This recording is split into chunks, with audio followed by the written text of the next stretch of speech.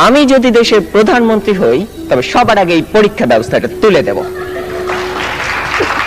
মাননীয় প্রধানমন্ত্রী, সম্মানিত সভাপতি ও উপস্থিত সুধীবৃন্দ, ইহার চেয়ে হতেন যদি অনেক কিছু তো হতে ইচ্ছে করে, কিন্তু বাবার অত্যাচারে কি কোনো কিছু করার বা হওয়ার সত্যিই জো আছে?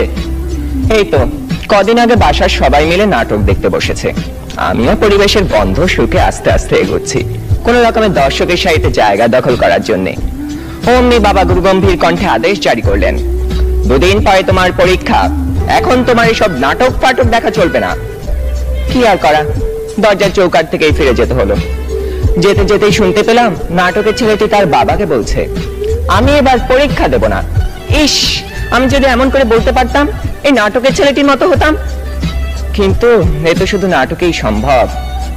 আবার স্কুলের কথাই ধরুন না কেন, সব সময় পরীক্ষা লেগেই আছে। ক্লাস টেস্ট, সাপ্তাহিক, মাসিক, টার্ম, এবং আমাদের স্কুলে আরো একটি পরীক্ষা আছে, পপ টেস্ট। অর্থাৎ বলা নেই কওয়া নেই, স্যার ম্যাডাম ক্লাসে এসে দুম করে বললেন, তোমাদের পরীক্ষা নেব। কি জ্বালা, এমনিতেই পরীক্ষার ভয় বাঁচি না, তা আবার এই পপ টেস্টের ভয়